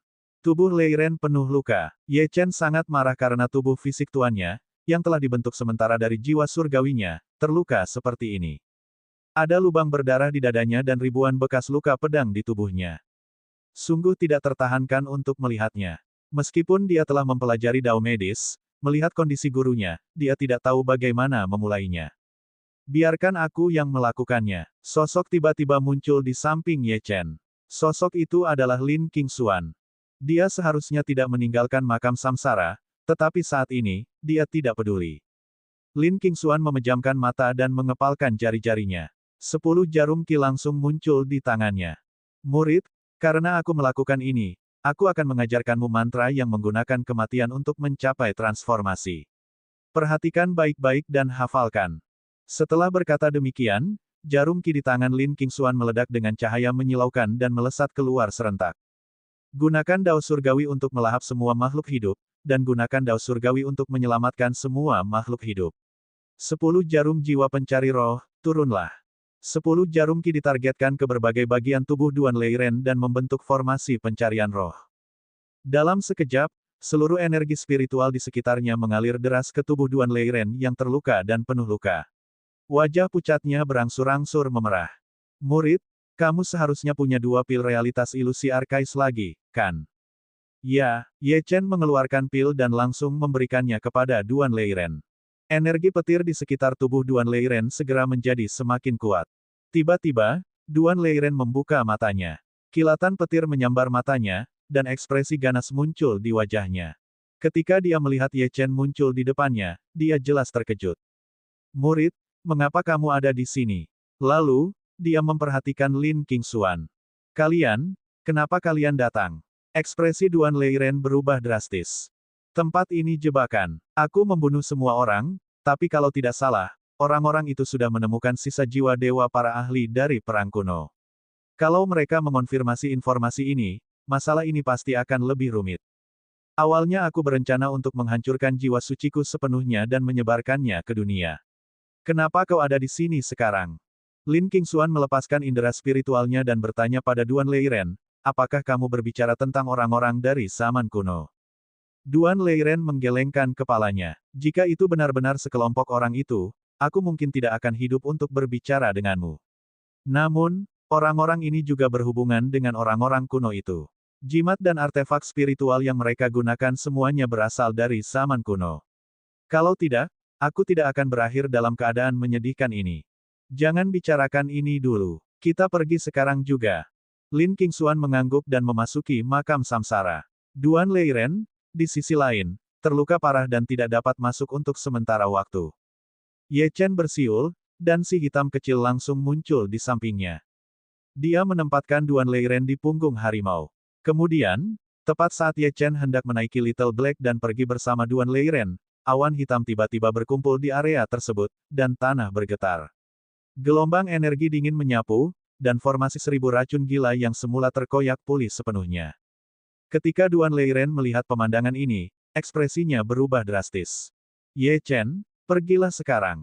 Tinggalkan aku. Aku seharusnya bisa menghancurkan jiwa suciku sendiri. Bahkan jika itu tidak membunuh mereka, itu akan melukai mereka dan memperlambat mereka. Jika kamu tidak pergi sekarang, semuanya akan terlambat. Ye Chen, kamu harus mendengarkanku kali ini. Pada saat ini, suara ratapan Lin Qingxuan terdengar dari makam samsara. Tidak perlu pergi. Sudah terlambat. Tapi itu bagus. Kita bisa mengetahui identitas orang-orang ini. Mereka pasti tahu sesuatu. Murid, apakah kamu siap? Setelah mendengar suara Lin Qingxuan, Ye Chen menatap ke arah ruang di depannya. Pedang pembunuh naga langit memancarkan niat membunuh yang dingin. Saya selalu siap bertempur. Bab 808, Kau Sampah. Duan Leiren memandang mereka berdua dan tidak melanjutkan berbicara. Tidak banyak tenaga yang tersisa di tubuhnya. Jika Lin Qingxuan tidak menariknya dari jurang kematian, jiwa sucinya mungkin sudah menghilang. Sebelumnya, yang membuatnya tetap hidup tak lain hanyalah kemauan keras dan obsesi dalam hatinya. Beberapa detik kemudian, awan gelap menutupi reruntuhan Sekte Zhenlei, dan formasi 1000 racun gila tampaknya telah terbelah dua oleh sesuatu. Suara langkah kaki yang tak terhitung jumlahnya mengguncang tanah, dan tampak seperti ada pasukan yang sedang menyerang mereka. Tak lama kemudian, Ye Chen menyadari puluhan sosok memasuki bidang penglihatannya. Pemimpinnya adalah seorang pemuda berambut panjang yang mengenakan jubah putih. Di punggungnya, ia membawa pedang yang dibungkus kain robek dan memancarkan aura misterius. Lebih jauh lagi, Pemuda berambut panjang itu ternyata sedang menunggangi seekor ular piton merah yang panjangnya lebih dari 10 meter. Ular piton itu menjulurkan lidahnya, matanya berbinar dingin. Puluhan orang di belakang ular piton raksasa itu bersenjata lengkap dan mengenakan perlengkapan lengkap, semuanya memancarkan niat membunuh. Ada lambang yang menarik perhatian pada pakaian mereka, berbentuk pedang dengan ukiran prasasti kuno di atasnya, dikelilingi api merah. Semua orang berhenti, dan tatapan yang tak terhitung jumlahnya tertuju pada Ye Chen dan Duan Leiren. Bahkan pemuda berambut panjang itu menatap mereka dengan sedikit keterkejutan di matanya. Awalnya aku ingin mengumpulkan mayatnya, tetapi tampaknya aku memperoleh hasil panen yang tidak terduga. Nak, apa hubunganmu dengan orang itu? Kenapa kau di sini? Dan, siapa kau? Jawab aku. Pria muda berambut panjang itu tampak acuh tak acuh, tetapi ada nada yang tidak perlu diragukan dalam suaranya. Dia bisa mengetahui tingkat kultivasi Ye Chen hanya dengan sekali pandang. Alam suci. Meskipun dia tidak tahu mengapa seseorang yang lemah ini akan muncul di sini, itu tidak masalah. Seorang kultivator alam suci yang murahan dan seorang jiwa dewa yang tak berdaya adalah sasaran empuk. Namun, dia jelas belum pernah mendengar tentang Ye Xitian. Kalau tidak, dia pasti mengenali topeng itu. Ye Chen turun dari tunggangannya dan berkata dengan tenang, "Little Black, bantu aku merawatnya." Si hitam kecil mengangguk dan mundur sedikit. Meskipun ia waspada terhadap musuh-musuh ini, jika Ye Chen menginginkannya mengambil tindakan, ia tidak akan ragu-ragu. Ye Chen menatap pemuda berambut panjang di atas ular piton itu dan berkata dengan dingin, "Siapa aku tidak penting. Aku lebih penasaran mengapa kau ada di sini. Mungkinkah kaulah yang melukainya?" Pemuda berambut panjang itu jelas tidak menyangka seorang kultivator alam suci yang tidak berguna berani berbicara kepadanya dengan nada seperti itu. Dia dengan lembut menekan lengannya ke bawah, dan kepala ular piton itu mencondong ke depan hingga hanya beberapa meter dari Ye Chen. Ye Chen merasakan darah di tubuhnya membeku. Rasa dingin terdengar di telinganya. "Kamu adalah orang pertama di pegunungan Kunlun yang berani berbicara kepadaku seperti ini. Bahkan jika kamu adalah ahli alam raja asal, kamu tetap harus tunduk pada tungganganku. Aku akan memberimu satu kesempatan terakhir untuk memberitahuku apa yang ingin ku ketahui. Kalau tidak, aku akan membiarkanmu merasakan sakitnya ditusuk oleh 10.000 pedang." Ye Chen tidak berbicara. Dia mendengarkan Lin Qingxuan, yang suaranya terus terngiang di telinganya. Berdasarkan apa yang dikatakannya, dia memahami beberapa hal. Tingkat kultivasi orang-orang ini tidak terlalu tinggi. Pemuda itu, yang dipanggil Dai Suai, hanya berada di tingkat puncak kultivator alam asal. Dia hanya selangkah lagi untuk mencapai alam raja asal. Kebanyakan orang di belakangnya juga merupakan kultivator alam asal. Satu-satunya hal yang perlu ditakuti adalah pedang Dai Suai, yang dipenuhi dengan teknik kuno yang sangat kuat. Yang terpenting, teknik kuno ini membatasi kekuatan kehendak spiritual seseorang dalam radius 10 mil. Dengan kata lain, kekuatan Lin Qingxuan dan Mo Ning tidak dapat digunakan. Ini juga alasan mengapa Duan Leiren terluka parah. Tidak dapat menggunakan kekuatan kehendak spiritual, para ahli hebat ini tidak berbeda dengan orang biasa. Murid, satu-satunya tujuan mereka adalah membawa Duan Leiren pergi bersama mereka, jadi mereka tidak mengirim ahli sejati. Ini kabar baik untukmu. Namun, kabar buruknya adalah kami tidak dapat membantu Anda dalam pertempuran ini. Jika Anda tidak dapat menghadapi mereka, Anda harus memikirkan cara untuk melarikan diri. Ye Chen menyipitkan matanya dan melirik naga darah yang bersembunyi di awan di atas langit. Niat membunuh naga darah telah memadat secara signifikan setelah menyerap seluruh energi darah di sekitarnya, namun orang-orang ini tidak menyadari kehadirannya. Dia bisa menggunakan niat membunuh naga darah, dan bahkan jarum perak Lin Qingxuan pun siap digunakan. Menurutnya, tidak akan sulit baginya untuk membunuh jalan keluarnya. Yang terpenting, orang-orang ini adalah satu-satunya petunjuk yang ia miliki mengenai rahasia yang disembunyikan oleh para ahli perkasa kuno ini darinya. Ia juga tahu bahwa ia tidak bisa selalu bergantung pada para ahli perkasa kuno dari makam samsara. Karena pedang itu dapat menahan keinginan spiritual, pasti ada artefak spiritual lain yang seperti itu di dunia. Pada akhirnya, kekuatan pribadinya adalah hal yang paling penting. Ye Chen tidak ragu lagi dan melangkah maju. "Saya sangat penasaran. Apa yang membuatmu begitu percaya diri? Pedang di punggungmu, atau ular piton di bawah kakimu?" Dai Suai terkejut. Dia tidak pernah menyangka bahwa seorang kultivator alam suci akan berani melawannya. Dia hanya punya satu tujuan untuk perjalanan ini, yaitu untuk mengambil jiwa suci Duan Leiren. Namun, pemuda ini muncul entah dari mana, dan bertingkah mencurigakan. Dia harus menyelidiki. Dia melirik ke arah para kultivator alam asal di sampingnya dan berkata dengan acuh tak acuh, jika kita membawa orang ini kembali hidup-hidup, orang itu mungkin akan sangat bahagia. Baik, Tuan Muda. Begitu dia selesai berbicara, niat membunuh yang dingin diarahkan ke Ye Chen, dan tiga sosok melintas dan berubah menjadi kabur. Saat mereka hendak mencapai Ye Chen, mereka menghunus pedang, menargetkan dantian dan lengan Ye Chen. Karena mereka harus menangkapnya hidup-hidup, mereka akan melumpuhkannya. Namun, Ye Chen sama sekali tidak takut. Setelah berhasil menembus alam suci, dia cukup kuat untuk menghadapi sebagian besar kultivator alam asal, dan bahkan dapat membunuh mereka jika dia mau.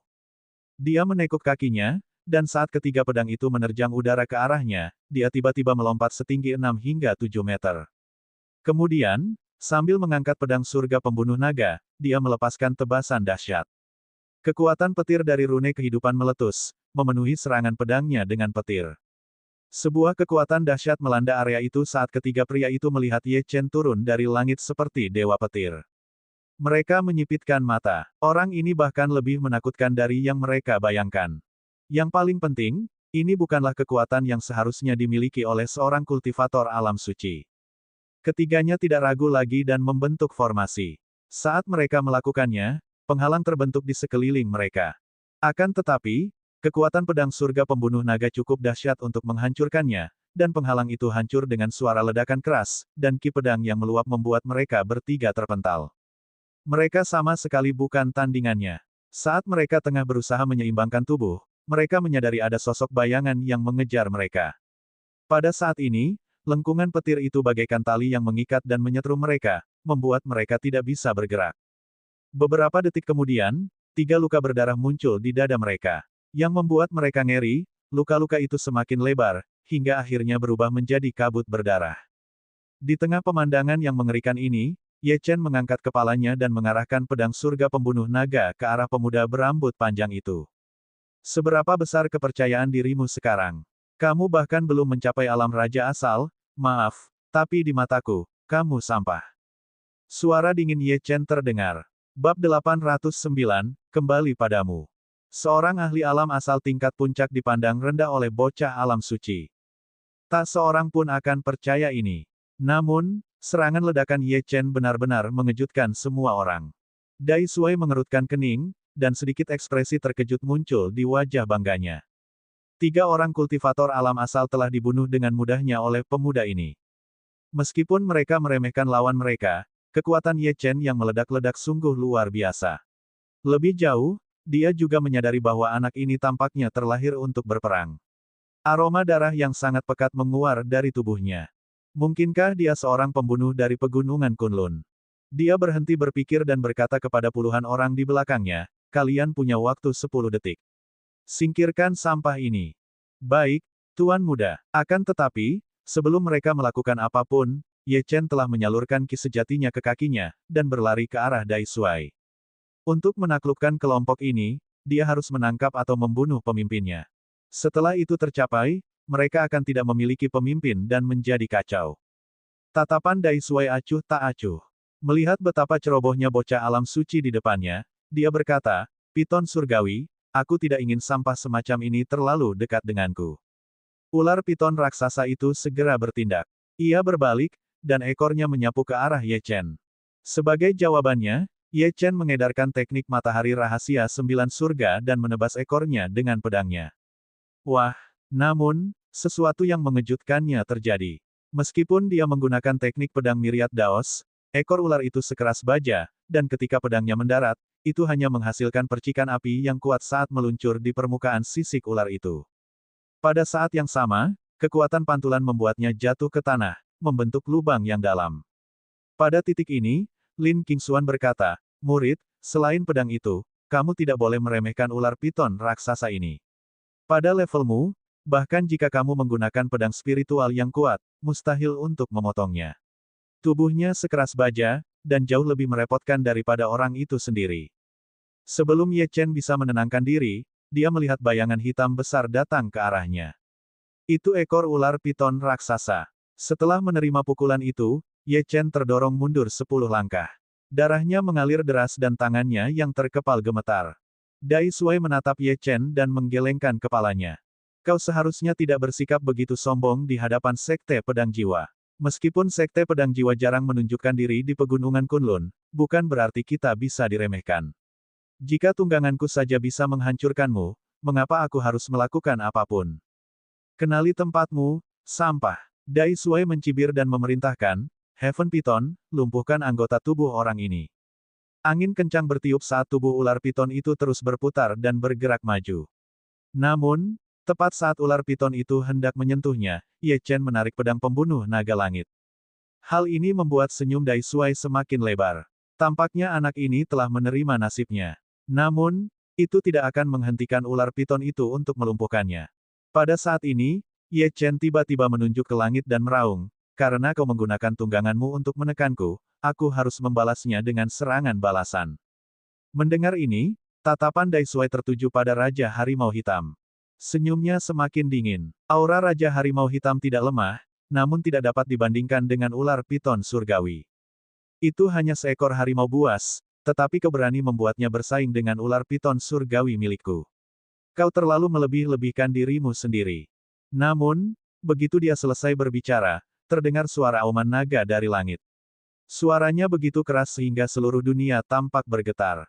Gendang telinga semua orang terasa seperti hendak pecah. Bahkan ular piton raksasa itu juga berhenti tiba-tiba, sedikit ketakutan muncul di matanya yang haus darah. Bagaimanapun, ular dianggap spesies bawahan naga, dan dengan demikian, garis keturunan ular piton surgawi sedang ditekan.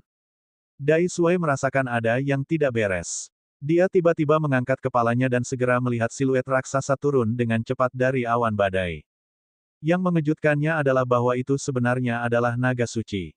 Itu bukan ilusi, tetapi nyata. Naga darah itu memancarkan aura mengerikan saat turun dan langsung melahap puluhan kultivator alam asal. Tak ada satupun yang dapat menghalanginya. Ye Chen juga sedikit bingung. Kapan naga darah menjadi begitu kuat? Apakah itu curang? Dia juga menemukan bahwa tubuh naga darah itu hampir nyata. Sambil melirik ribuan mayat dalam formasi itu, dia menyadari bahwa ada lebih banyak energi darah dan niat membunuh yang tersisa di sana daripada yang dia duga sebelumnya.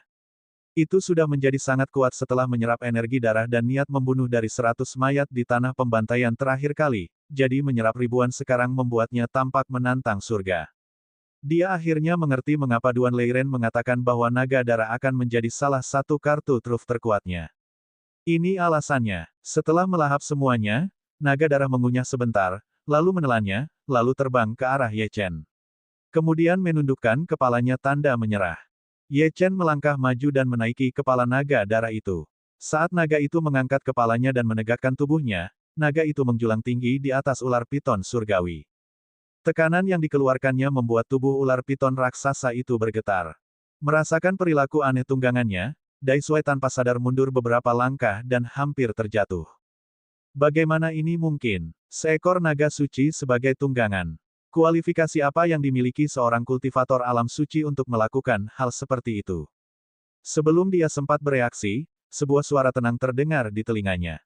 Bagaimana? Apakah kamu menyukai tungganganku? Ye Chen menatap Dai Shuai dan berkata, naga darah, aku tidak suka sampah seperti dia terlalu dekat denganku. Dia mengembalikan kalimat ini ke Dai Shuai. Pada saat ini, ekspresi Dai Shuai berubah menjadi ganas karena dipermalukan. Ada kekuatan besar yang berdiri di belakangnya. Sejak awal, banyak orang telah berusaha keras untuk mendapatkan dukungannya, jadi dia tidak pernah mengalami penghinaan seperti itu. Piton surgawi, bunuh. Sebelum dia selesai bicara, terdengarlah auman naga. Raungan itu dipenuhi dengan niat membunuh dan darah yang tak berujung, yang menyebabkan ular piton raksasa di bawah kakinya roboh. Ia menundukkan kepalanya tanda menyerah.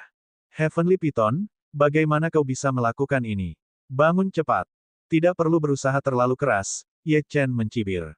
Anda, Dai Shuai mengangkat kepalanya, matanya yang jahat tampak akan meledak menjadi kobaran api.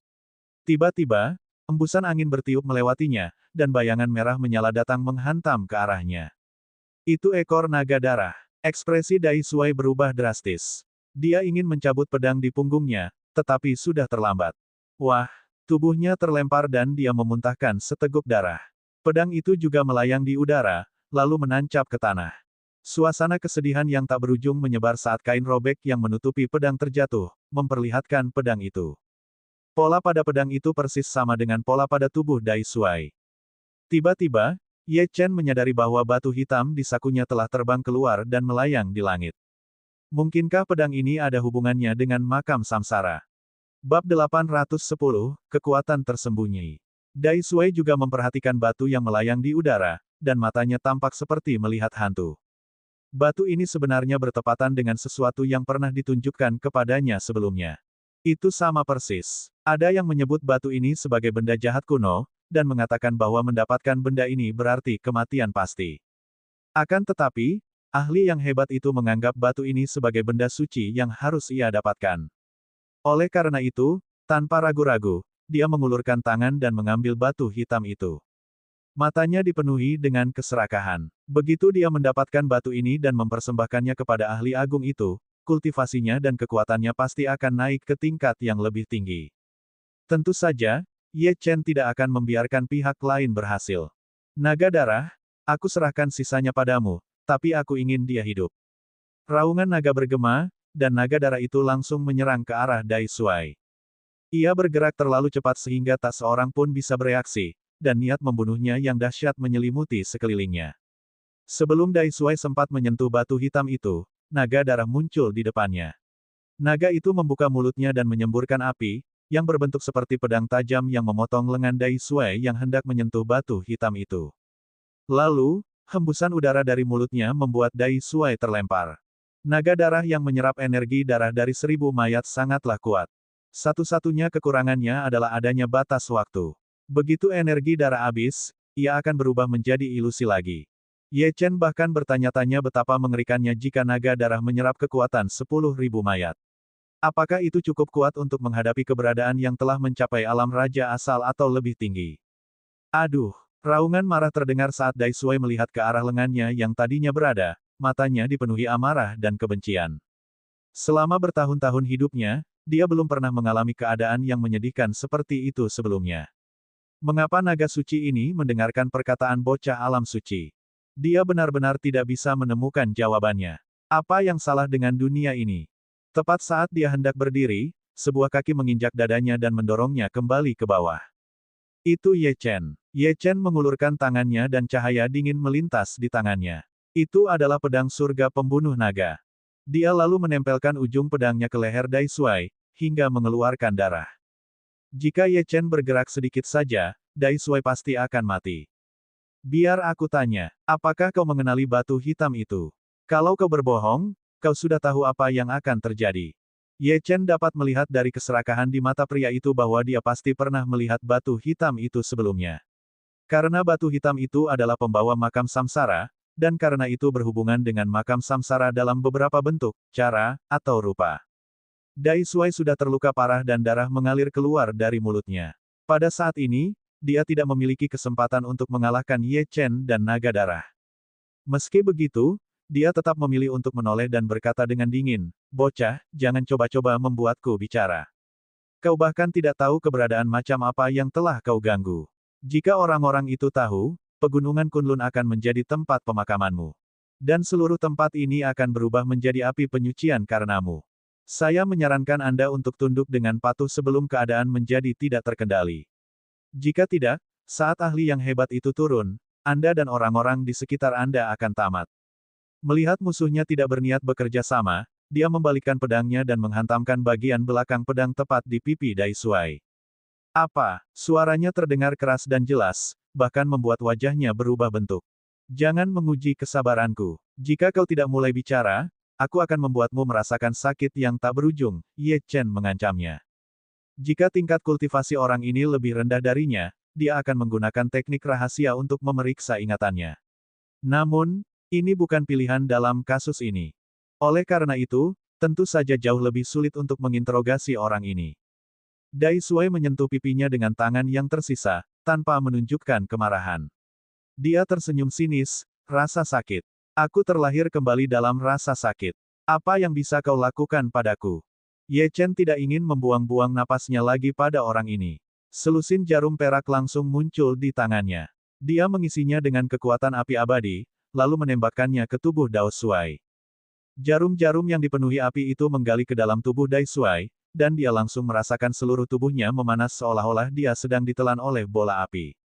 Api berkobar hebat di dalam organ dalamnya dan ia merasa seakan-akan ia terbakar hidup-hidup dari dalam keluar.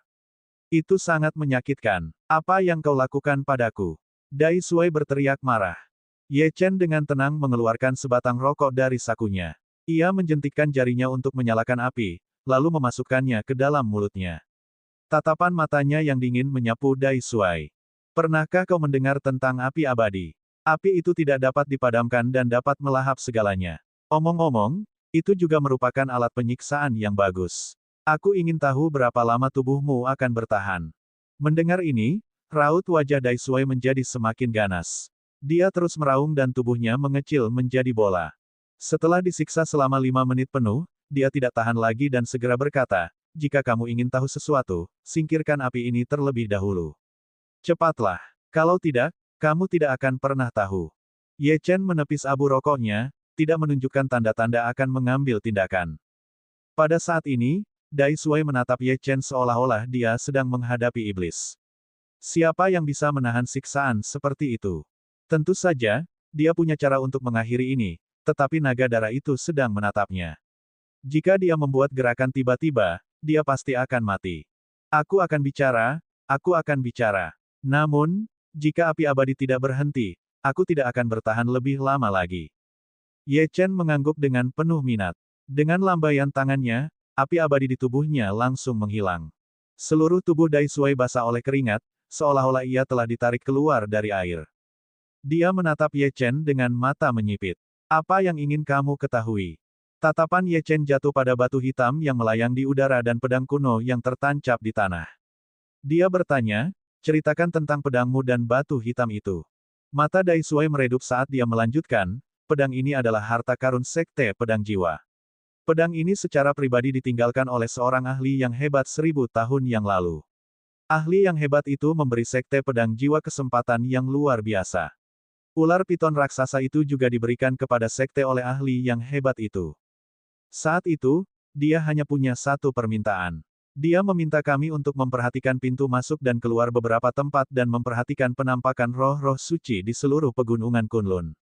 Jika ada roh suci yang mendekati tempat itu, kami harus segera memberitahunya. Pada saat yang sama, setiap 10 tahun, tokoh perkasa itu akan mengirim orang ke sana dan meninggalkan beberapa teknik dan jimat untuk kita gunakan dalam pertempuran.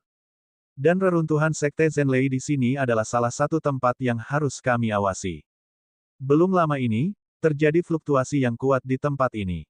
Murid dari ahli yang hebat itu menggunakan teknik rahasia untuk memberitahu kita tentang hal ini. Sebelum dia sempat menyelesaikan kalimatnya, pupil mata Dai Shuai tiba-tiba membesar, dan seluruh tubuhnya mulai bergerak-gerak. Kemudian, sambaran petir ungu muncul di langit dan menghantam. Ekspresi Ye Chen berubah drastis. Jelas bahwa kata-kata orang ini telah memicu semacam segel. Seseorang ingin membungkamnya.